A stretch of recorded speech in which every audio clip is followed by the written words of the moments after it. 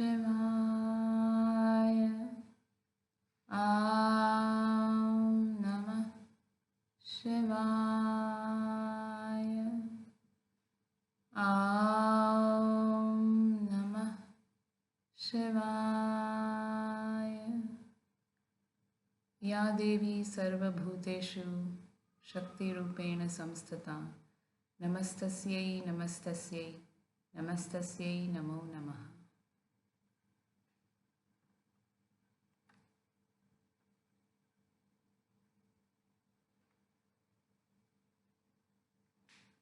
Chapter 15. The Cauliflower Robbery. Master, a gift for you. These 6 huge cauliflowers were planted with my hands. I have watched over their growth with tender care of a mother nursing her child.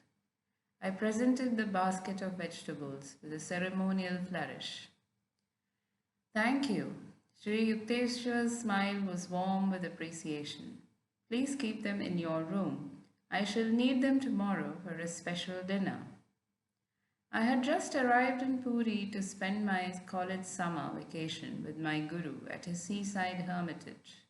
Built by Master and his disciples, the cheerful little 2-storied retreat fronts on the Bay of Bengal. I woke early the following morning, refreshed by the salty sea breezes and the charm of my surroundings.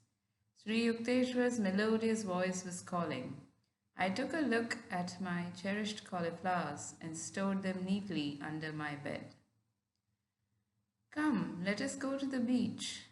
Master led the way. Several young disciples and myself followed in a scattered group. Our guru surveyed us in mild criticism. When our Western brothers walk, they usually take pride in unison.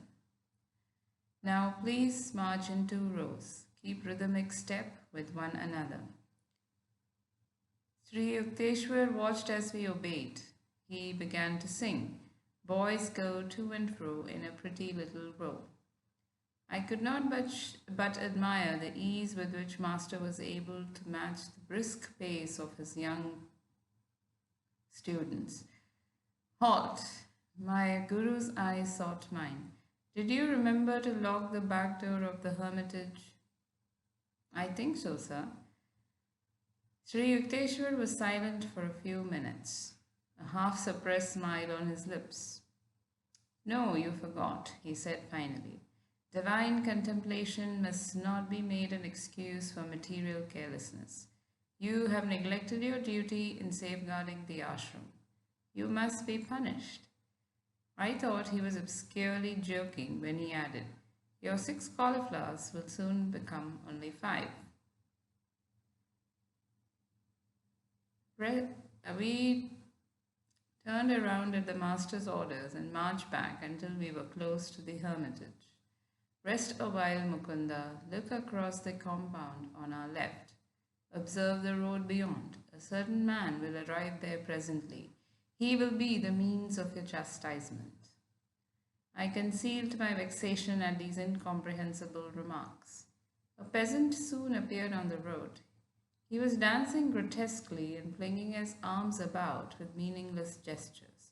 Almost paralyzed with curiosity, I glued my eyes on the hilarious spectacle. As the man reached a point in the road where he would vanish from our view, Sri Yukteswar said, now he will return. The peasant at once changed his direction and made for the rear of the ashram.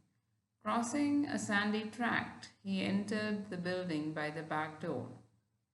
I had left it unlocked, even as my guru had said. The man emerged shortly, holding one of my prized cauliflowers. He now strode along respectably, invested with the dignity of possession. The unfolding farce, in which my role appeared to be that of bewildered victim, was not so disconcerting that I failed in indignant pursuit. I was halfway to the road when Master recalled me. He was shaking from head to foot with laughter. That poor crazy man has been longing for a cauliflower, he explained between outbursts of mirth. I thought it would be a good idea if you got one of yours, so ill-guarded. I dashed to my room, where I found that the thief, evidently one with a vegetable fixation, had left untouched my gold rings, watch, and money, all lying openly on the blanket. He had crawled instead under the bed, where completely hidden from casual sight, one of my cauliflowers had aroused a single hearted desire. I asked Sri Yukteswar that evening to explain the incident, which had, I thought, a few baffling features. My guru shook his head slowly. You will understand it some day. Science will soon discover a few of these hidden laws. When the wonders of radio burst some years later on an astounded world, I remembered Master's prediction. Age-old concepts of time and space were annihilated. No peasant's home so narrow that London or Calcutta could not enter. The dullest intelligence enlarged before indisputable proof of one aspect of man's omnipresence. The plot of the Cauliflower comedy can be best understood by a radio analogy. Sri Yukteswar was a perfect human radio. Thoughts are no more than very gentle vibrations moving in the ether. As a sensitized radio picks up desired musical number out of thousands of other programs from every direction, so my guru had been able to catch the thought of the half-witted man who hankered for a cauliflower out of the countless thoughts of broadcasting human wills in the world.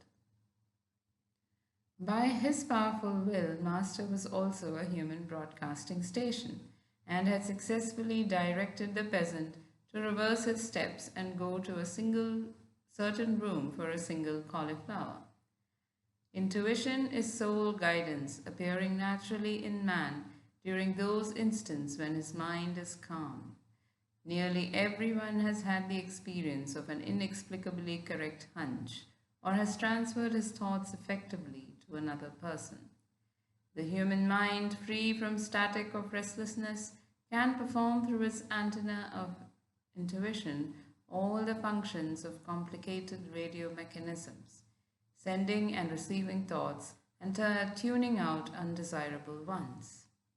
As the power of a radio depends on the amount of electrical current it can utilize, so the human radio is energized according to the power of will possessed by each individual.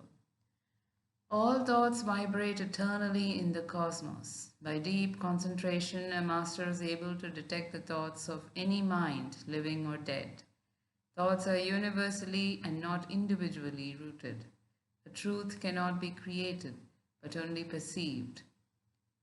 The erroneous thoughts of man result from imperfections in his discernment. The goal of yoga science is to calm the mind, that without distortion, it may mirror the divine vision in the universe. Radio and television have brought the instantaneous sound and sight of remote persons to the firesides of millions.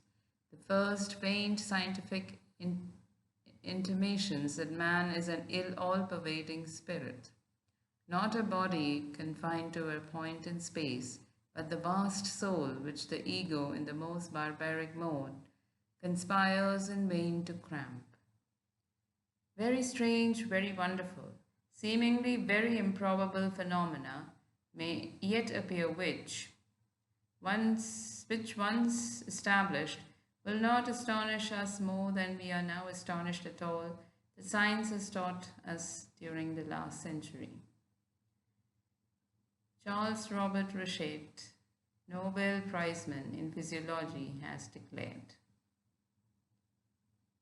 "It is assumed that the phenomena which we now accept without surprise do not excite our astonishment because they are understood.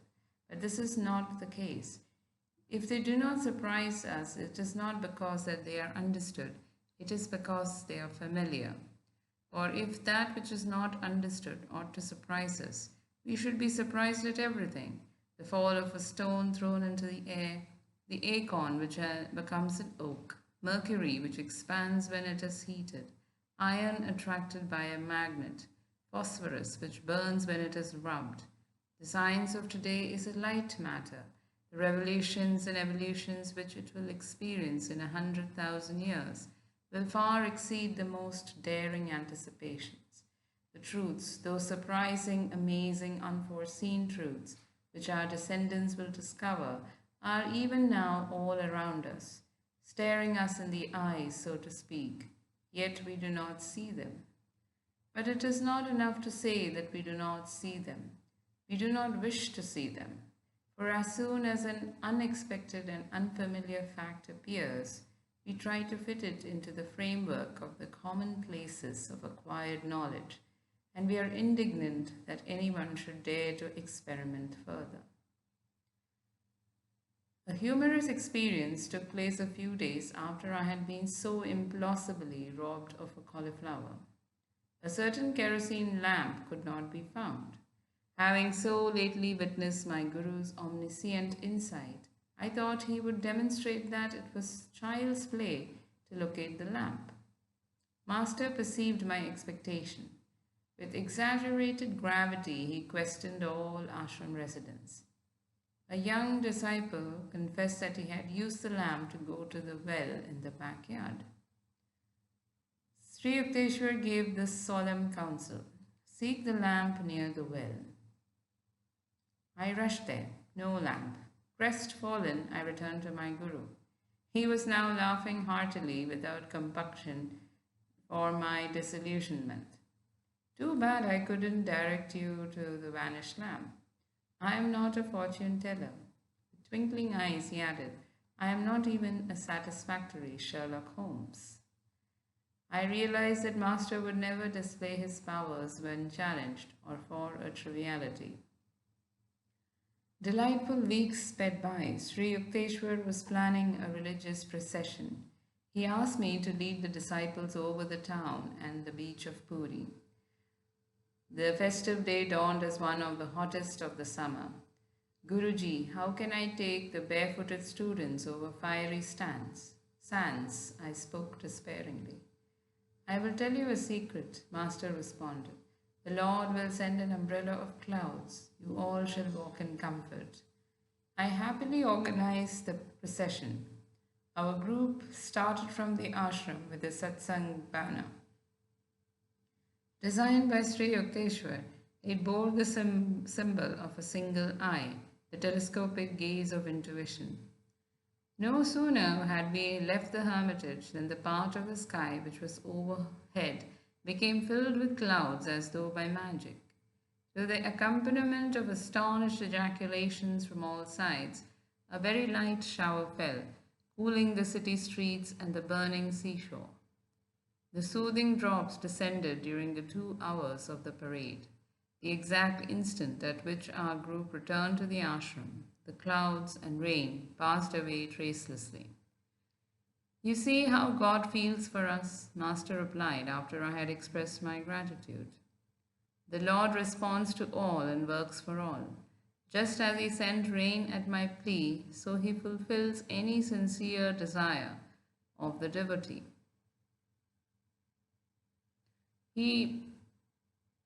Seldom do men realize how often God heeds their prayers.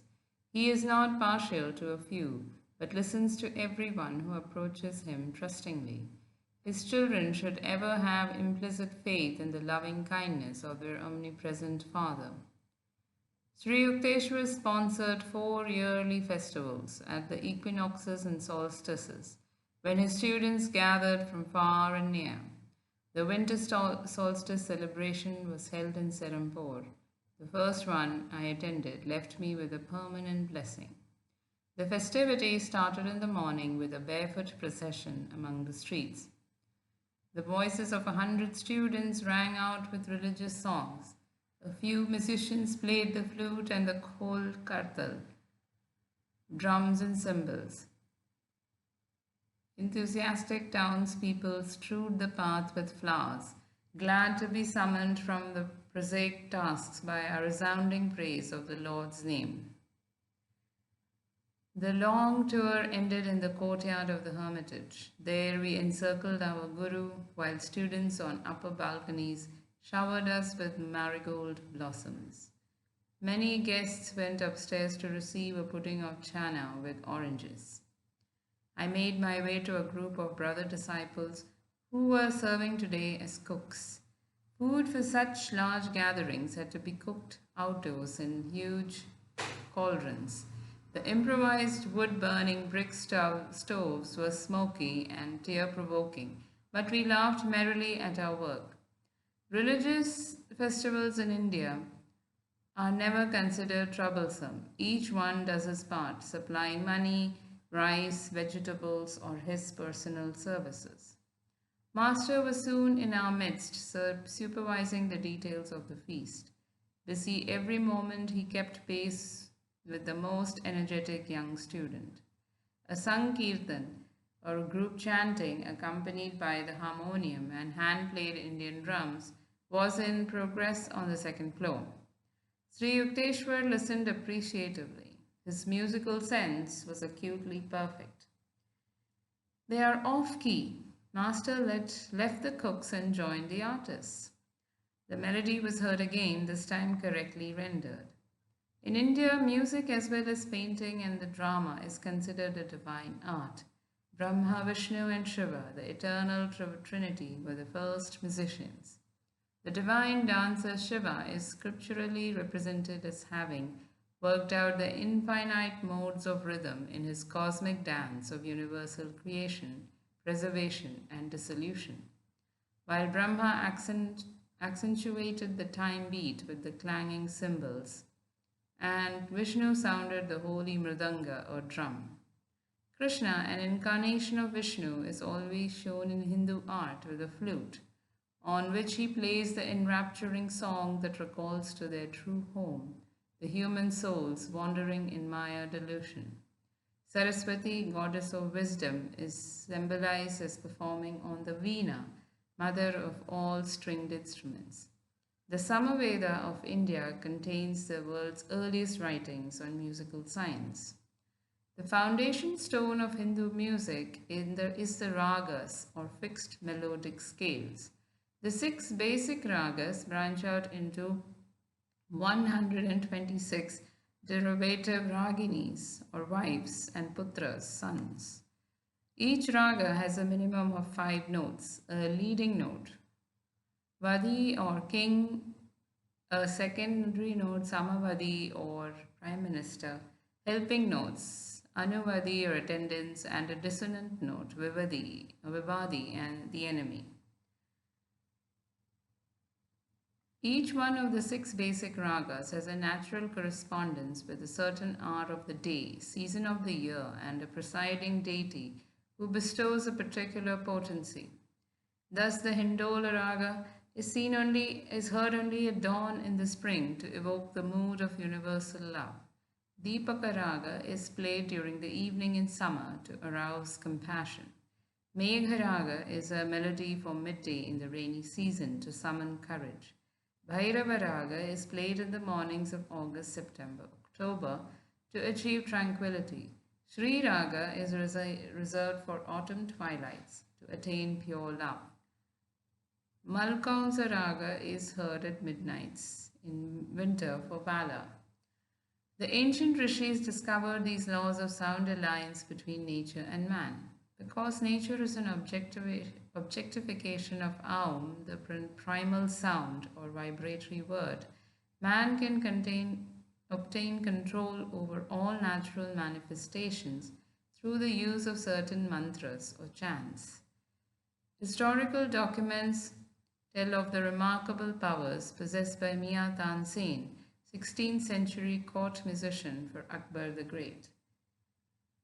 Commanded by the emperor to sing a night raga while the sun was overhead, Tansen intoned a mantra which instantly caused the whole palace precincts to become enveloped in darkness. Indian music divides the octave into 22 shrutis or demi-semitones. These microtonal intervals permit fine shades of musical expression unattainable by the Western chromatic scale of 12 semitones. Each one of the 7 basic notes of the octave is associated in Hindu mythology with a color and a natural cry of a bird or beast. Do with green and the peacock, Ray with red and the skylark, Me with golden and the goat, Fa with yellowish white and the heron, Sol with black and the nightingale, La with yellow and the horse, Si with a combination of all colors and the elephant. Three scales, major, harmonic minor, and melodic minor, are the only ones which the Occidental music employs, but Indian music outlines 72 tattas or scales. The musician has a creative scope for endless improvisation around the fixed traditional melody or raga. He concentrates on the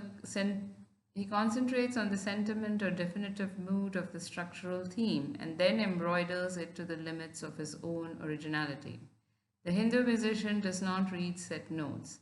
He clothes anew at each playing the bare skeleton of the raga, often confining himself to a single melodic sequence, stressing by repetition all its subtle microtonal and rhythmic variations. Bach, among Western composers, had an understanding of the charm and power of repetitious sounds slightly differentiated in 100 complex ways. Ancient Sanskrit literature describes 120 talas or time measures. The traditional founder of Hindu music, Bharata, is said to have isolated 32 kinds of tala in the song of a lark. The origin of tala or rhythm is rooted in human movement, the double time of walking and the triple time of respiration and sleep, when inhalation is twice the length of exhalation. India has always recognized the human voice as the most perfect instrument of sound. Hindu music, therefore, largely confines itself to the voice range of 3 octaves. For the same reason, melody, relation of successive notes, is stressed rather than harmony, relation of simultaneous notes. The deeper aim of the early Rishi musicians was to blend the singer with the cosmic song, which can be heard through the awakening of man's occult spinal centers. Indian music is subjective, spiritual, and individualistic art, aiming not at symphonic brilliance but at personal harmony with the oversoul. The Sanskrit word for musician is Bhagavatar, he who sings the praises of God. The Sankirtans or musical gatherings are an effective form of yoga or spiritual discipline, necessitating deep concentration, intense absorption in the seed, thought, and sound. Because man himself is an expression of the creative word, sound was the most potent and immediate effect. Sound has the most potent and immediate effect on him, offering a way to remembrance of his divine origin. The Sankirtan, issuing from Sri Yukteswar's second-story sitting room on the day of the festival, was inspiring to the cooks amidst the steaming pots.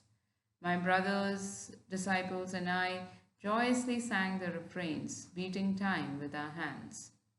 By sunset, we had served our hundreds of visitors with khichdi, rice and lentils, vegetable curry and rice pudding. We laid cotton blankets over the courtyard, quietly attending to the wisdom pouring from Sri Yukteswar's lips. His public speeches emphasized the value of Kriya Yoga and a life of self-respect, calmness, determination, simple diet, and regular exercise. A group of very young disciples then chanted a few sacred hymns. The meeting concluded with Sankirtan. From 10 o'clock until midnight, the ashram residents washed pots and pans and cleared the courtyard. My guru called me to his side. I am pleased over your cheerful labors today and during the past week of preparations. I want you with me. You may sleep in my bed tonight. This was a privilege I had never thought would fall to my lot. He sat a while in a state of intense divine tranquility. Hardly 10 minutes after we had gotten into bed, Master rose and began to dress. What is the matter, sir? I felt a tinge of unreality in the unexpected joy of sleeping beside my guru. I think that a few students who miss their proper train connections will be here soon. Let us have some food ready. Guruji, no one would come back at 1 o'clock in the morning. Stay in bed, you have been working very hard. But I am going to cook. At Sri Yukteswar's resolute tone, I jumped up and followed him to the small, daily used kitchen adjacent to the second floor inner balcony. Rice and dal were soon boiling. My guru smiled affectionately. Tonight you have conquered fatigue and fear of hard work. You shall never be bothered by them in the future. As he uttered these words of lifelong blessing, footsteps sounded in the courtyard. I ran downstairs and admitted a group of students. Dear brother, how reluctant we are to disturb Master at this hour. One man addressed me apologetically. We made a mistake about train schedules, but felt we could not return home without a glimpse of our Guru. He has been expecting you and is even now preparing your food. Sri Yukteswar's welcoming voice rang out. I led the astonished visitors to the kitchen. Master turned to me with twinkling eyes. Now that you have finished comparing notes, no doubt you are satisfied that our guests really did miss their train. I followed him to his bedroom a half-hour later, realizing fully that I was about to sleep beside a godlike Guru.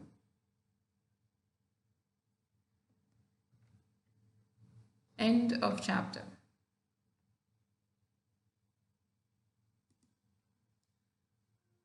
Satsangatve nisangatvam nisangatve nirmohatvam nirmohatve nishchalatatvam nishchalatatve jivan mukti.